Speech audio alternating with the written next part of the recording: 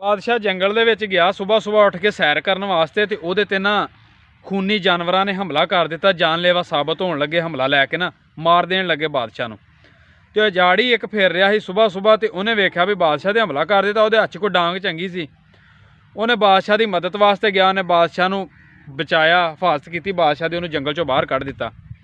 हुण बादशाह ने उन्होंने आख्या भी गल ये भी बेलिया जे तेनों जिंदगी च कोई लोड़ पवे ना तो मेरे तक जरूर एक बारी आई, मैं तेरी मदद जरूर करांगा इंशाअल्लाह।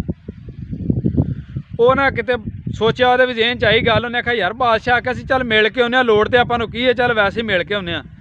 जो बादशाह नूं मिलण गया तो जिहड़ा बूहे दे अगे संतरी खलोता सी ना, जिहड़ा बादशाह नाल मुलाकातां करांदा सी, उन्हें आख्या बेलिया की लैण आया। उन्हें कहा बादशाह मेरे इंज मैं बादशाह ते सहन किया, तो उन्हें आख्या आई। उन्हें आख्या गल सुन ला मेरी। उन्हें हिसाब ला लिया भी इनू इनाम मिलना। आंदा तेनों जिहड़ा भी इनाम मिले ना वो अद्ध मेरा होएगा, मैं तां तेनों दरवाज़ा लंघण देना, नहीं तो नहीं लंघण देना। उन्हें आख्या बेलिया गल ही कोई नहीं, अद्ध तेरा हो गया। बादशाह को गया, बादशाह दसिया मैं भी फलां बंदा वां। बादशाह आख्या हाँ भी मंग की मंगना मैं, क्योंकि बादशाहियां दा असूल हुंदा बादशाह इनाम कराम ही देंदे ने। उन्हें कहा बादशाह साहब 100 छित्तर मारना तुसां मेरे सिर च, बंदे किसी को भी मरवा दो जिहदे को मर्जी, तो बंदा जान वाला होना चाहिए। बादशाह परेशान हो गया। उन्हें कहा तू बादशाह की कचहरी च आया है, तू कोई इनाम मांग। उन्हें कहा बादशाह साहब मैं इनाम लेना ही ये वे, तुसीं मैनूं ये खुश होकर दिओ। बादशाह आख्या भी मजबूर करदा। उन्हें आख्या भी मार दो सिर च 100 छित्तर। उन्हें कहा नहीं बादशाह जी इंज नहीं, हुण मेरे नाल अद्ध दा भाईवाल भी एक ਉਹਦੇ सिर च भी मारने। उन्हें कहा वो क्यों?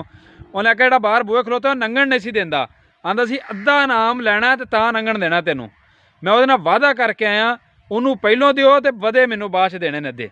बादशाह आख्या सद लो ਉਹਨੂੰ।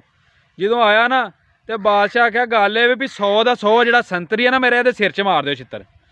यकीन करके जाने अगर इमरान खां हो गया ना, इवें इसे तरह का एक बंदा पेश हो जाए ना, तो अगर उवें इंज दा फैसला कर दे ना, तो जेडे आ टट्टू टैरे मशीर वजीर जेडे आवाम गरीब आवाम नूं तंग कर रहे हैं ना, तो अपनियां चीज़ां स्टाक करके महंगियां, जे खाद आई है तो अज सानूं खाद नहीं मिल रही, कदी सानूं चीनी नहीं मिल रही होंदी, कदी सानूं तेल नहीं मिलता, कदी घ्यो नहीं मिल रहा।